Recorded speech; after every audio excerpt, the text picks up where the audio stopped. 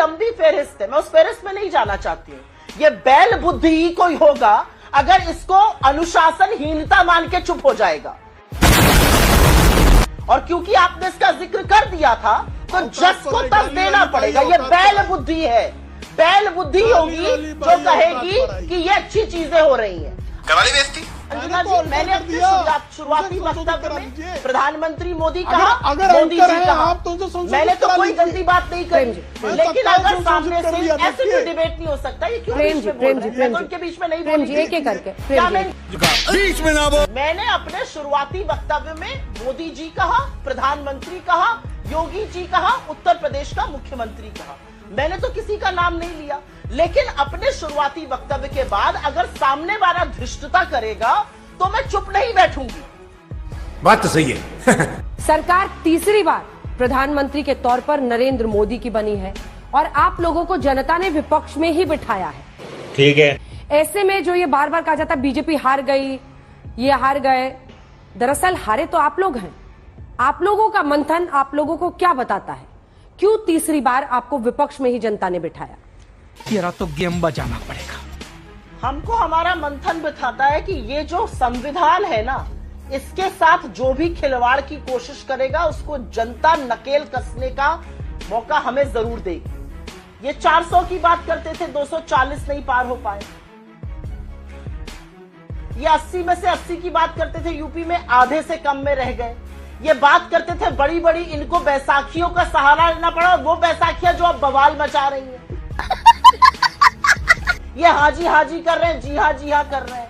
अब इनको गठबंधन के नियम, गठबंधन का धर्म निभाने पड़ने को मजबूर होना पड़ रहा है।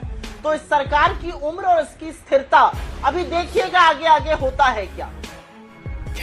मेरा अपना मानना है, पार्लियामेंट्री डेमोक्रेसी में जिस व्यक्ति के नाम पर चुनाव लड़ा गया हो, जिसके नाम पर, जिसकी फोटो पर, जिसकी होर्डिंग पर सिर्फ एक तस्वीर लगी हो, मोदी की गारंटी, अगर वो 63 सीटें हारते हैं तो ये उनकी नैतिक हार है। बेशर्मो शर्म करो शर्म। पार्लियामेंट्री डेमोक्रेसी के ट्रेडिशन में ऐसा व्यक्ति प्रधानमंत्री नहीं बनता। लेकिन यहाँ पर कुछ बातें बहुत बड़ी बड़ी कही गई, कार्यकर्ताओं की बातें कही गई। कार्यकर्ताओं ने तो आपको प्राइवेट लीजिंग कंपनी कह दिया है, आपके लोगों ने उनको कांग्रेस का कार्यकर्ता बता दिया। वो 40 साल से बेचारे बीजेपी में गड़ी लग रहे हैं। कुछ मत करिए, एक चीज सीख लीजिए, मत हमारी बात करिए, ना हमारी बड़ाई करिए, ना हमसे ढंग से बात करिए। इस देश की संस्कृति, यहाँ की मर्यादा सीख लीजिए। गजब बेइज्जती है। ये देश बेटी से ज्यादा बहू की इज्जत करता है। और हर बार जब आप सोनिया जी को अपशब्द कहते हैं, उनके ऊपर कटाक्ष करते हैं, आप इस देश की संस्कृति की, हमारी मान्यताओं की, हमारे धर्म की आप निरंतर हत्या करते हैं।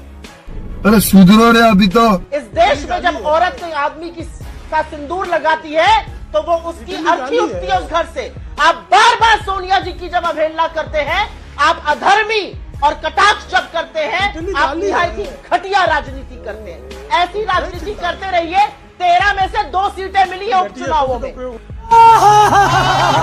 अभी 10 में से 10 में डिब्बा गोल होने वाला है, बस देखते जाइए। 10 में से 10 उपचुनावों में उत्तर प्रदेश के डिब्बा गोल होगा और 13 में से 2 सीटें आप जीत पाए, 11 पर आपको जनता ने नकारा है। ये जनता की ताकत है। ठीक है, ये हुई ना बात। टाइम खत्म हो गया। बैठकर मुझे अपशब्द कहकर यहाँ पर बैठकर मुझसे बदतमीजी। बहन डर गई, बहन डर गई, बहन डर गई।